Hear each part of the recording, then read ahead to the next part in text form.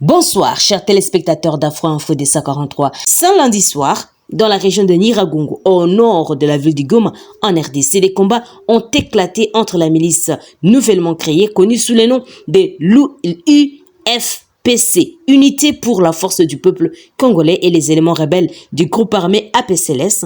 Et ces affrontements ont créé une situation de peur parmi la population locale qui craint une escalade de violence et une position de fuite massive vers la ville de Goma. Selon nos sources sur le terrain, les contrôles de village des Kanyamahoro et aussi des Kanyaruchinia seraient au cœur de ces affrontements. Les deux groupes, l'UFPC et aussi la PCLS, se disputent les contrôles de ces zones qui sont stratégiques du point de vue géographique et économique. Et la région de Nyiragongo a déjà été durement touchée par les conflits armés dans le passé, et de cette nouvelle flambée des violences ne fait qu'aggraver la situation humanitaire précaire dans la région. De nombreux déplacés fuyant des violences dans les territoires de Nyiragongo et Rutshuru ont trouvé refuge dans cette zone, et les risques de voir ces personnes se déverser vers Goma est élevé si la situation n'est pas rapidement maîtrisée. Face à cette situation alarmante, un analyste indépendant alerte sur la nécessité d'une intervention rapide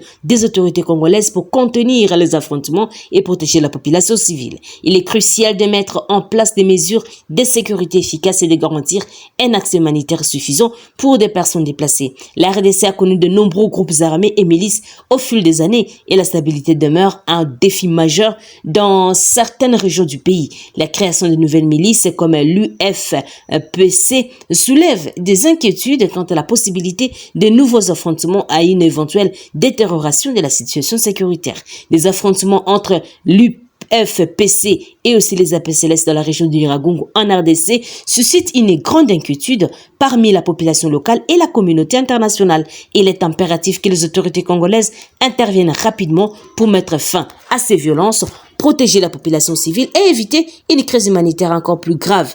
La recherche d'une stabilité durable et la lutte contre les groupes armés restent des défis majeurs pour la RDC, notre libre Grand Lac.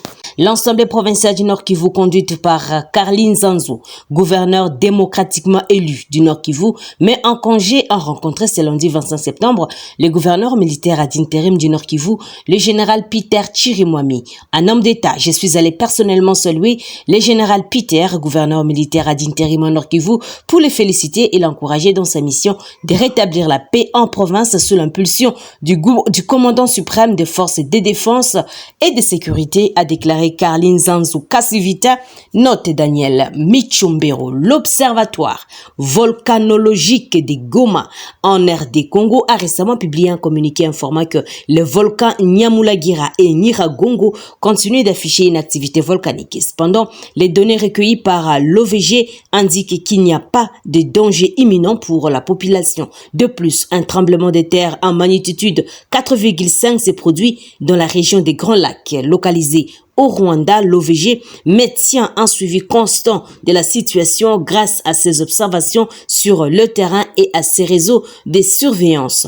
L'activité volcanique de la région depuis le 17 septembre 2023, l'OVG a observé une activité constante au niveau des volcans Nyamulagira et aussi Nyiragongo, situés dans l'est de la RDC. Des données instrumentales recueillies indiquent que les volcans sont toujours actifs. Cependant, il faut noter que l'anomalie observée depuis près des 6 semaines ne représente pas la menace pour la population locale. Les volcans Nyamulagira et Nyiragongo sont bien connus pour leurs activités volcaniques régulières, et Nyiragongo est célèbre pour son lac des laves, tandis que Nyamulagira est connu pour ses éruptions fréquentes. Malgré cela, les mesures prises par l'OVG permettent d'affirmer qu'il n'y a pas de danger imminent actuellement. Tremblement de terre dans la région des Grands Lacs. En plus, les activités volcaniques, la région des Grands Lacs a également été touchée par un tremblement de terre de magnitude 4,5. L'épicentre de ce séisme a été localisé au Rwanda, mais il a été ressenti dans toute la région.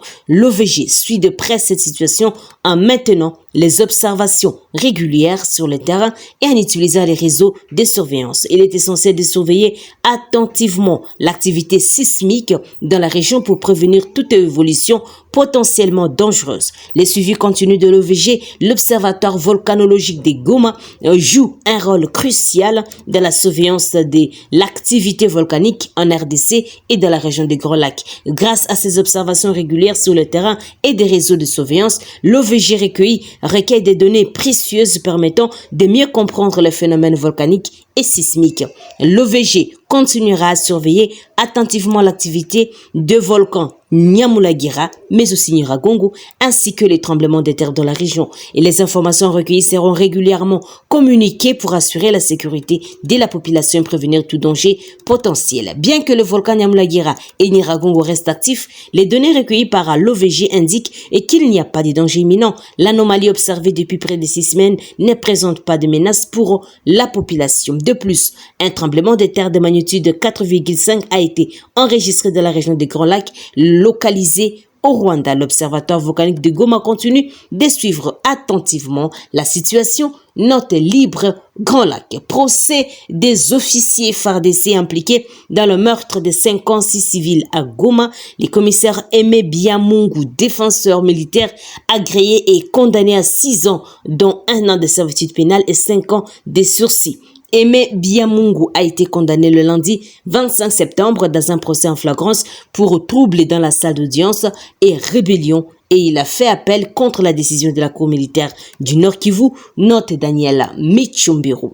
Des terroristes et des ADF ont tué une dizaine de civils dans plusieurs attaques documentées au cours d'une période d'1 semaine dans les territoires de Beni au Nord Kivu. D'après Kinos Kituo, président de la société civile de Mamove, qui a révélé la nouvelle à la presse, ces attaques sont consécutives au déplacement forcé de ces terroristes par la coalition FARDC UPDF après des bombardements qui avaient visé leurs bastions dans les territoires du Rumu en Ituri. Après les bombardements de quelques bastions des ADF dans le Walès Vonkutu dans la province de l'Ituri par la force conjointe FARDC UPDF, ces ennemis de la paix ont fait un mouvement à Samboko, à la limite avec le Nord Kivu, a-t-il argué, en précisant que 14 personnes tuées et les bilans provisoires. À cette occasion, la société révèle avoir découvert 6 bastions dont Miliota, Kasoko, Mazenze, Nyambese, Apakolu et aussi Bekembela.